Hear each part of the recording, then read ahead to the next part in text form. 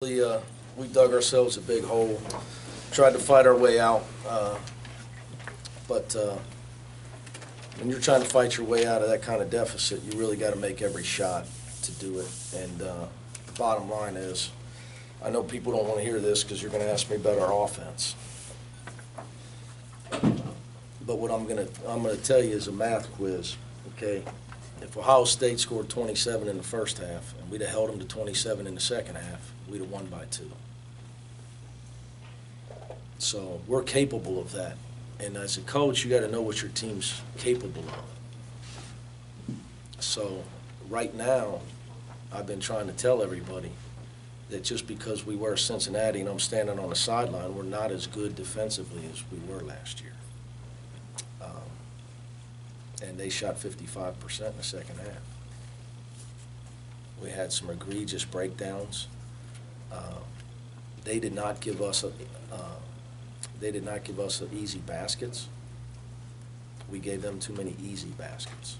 They made some hard shots. Sure, the 3 at the end of the shot clock was back-breaking.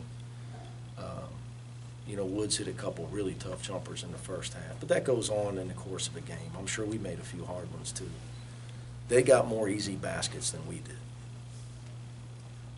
did. That's why they shot a higher percentage than us.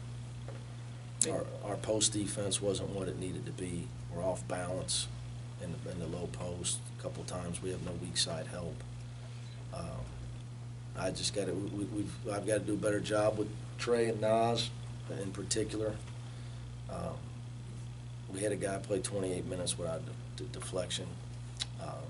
So we're not near where we need to be on either end of the ball.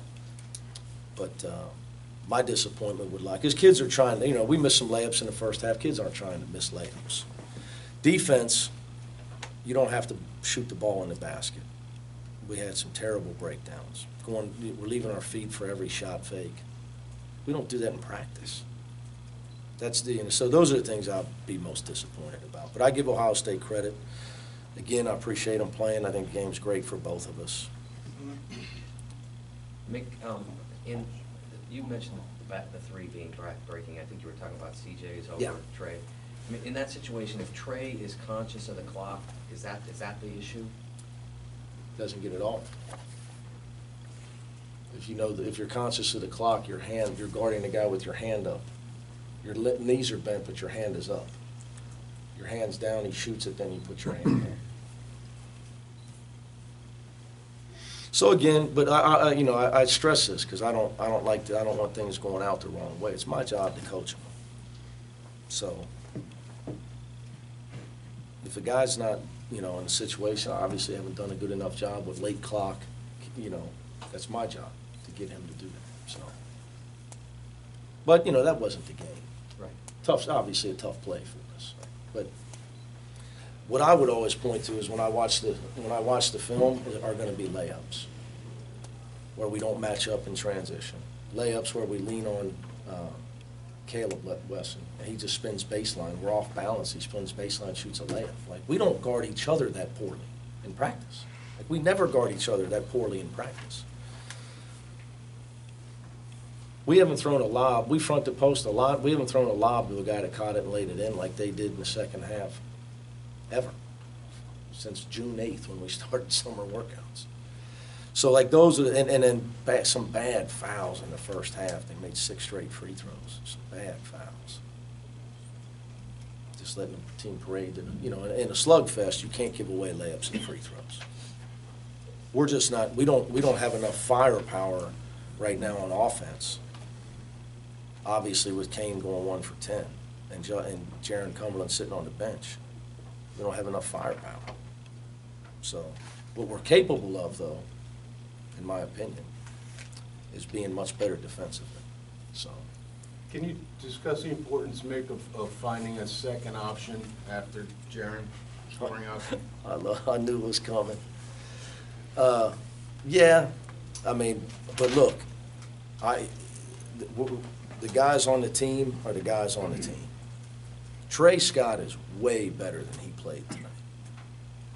He just is.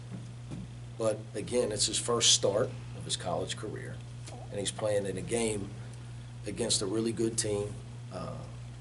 He's overhyped up,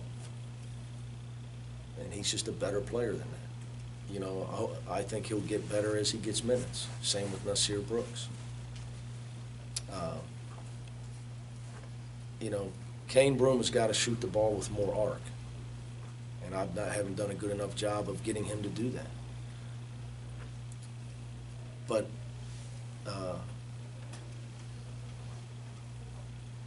it's a process, so I guess what I would tell you. It's a process. You got to get some, like Jaron Cumberland wasn't who he is the first year he played. You know, he came off the bench, and he had a lot of games where I couldn't even keep him in. He was so lost defensively. So, you know, we just got to get, I think as guys get more comfortable, whether it's the guys I mentioned or Keith Williams or Trevor Moore, Logan Johnson, Rashawn Fredericks, as guys get more minutes and get more comfortable, I think they'll get us more production. I promise you that I'm right on what I'm telling you, though. I promise you. You look at my track record. I promise you I know what I'm doing. I promise you. I sat next to two guys, well, Hugs will be in the Hall of Fame if they're smart. And I've rebuilt 2 programs. You can't give up layups and free throws and win. You just can't do it. Especially when you're struggling on the offensive end. You really can't do it in a game like that. It's just too hard to dig yourself out. Do you feel like the pressure to make up that offensive deficit in the second half led to some of those defensive lapses, or was it something they did? I just don't think we're good enough defensively. I think, but I will say this, though, because I don't like when coaches go in and just kill their own team. First of all, it's my fault. Second of all, you know, they threw some good passes and some kids hit some tough shots. You know, they knocked down some shots. They had some guys, you know, Luther Muhammad's a kid that I know well. He's a good kid. You know, he's 2 for 3. He's not a 3-point shooter. He's a slasher. So give him credit. Shot it in. At the end of the day, he shot it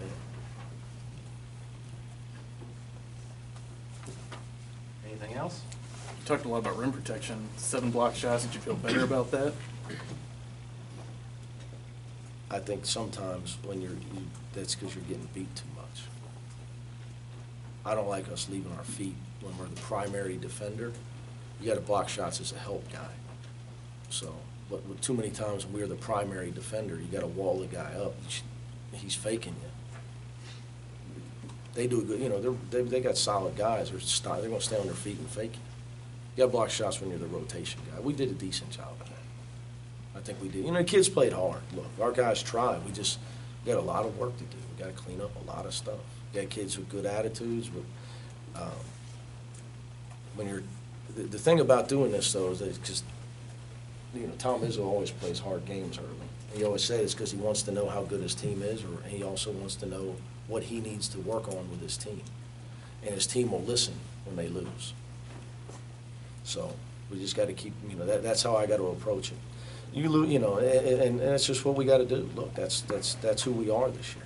Got a lot of guys that with inexperience, they got talent though. So I got to stay with them, and I got to keep getting them better. That's my job.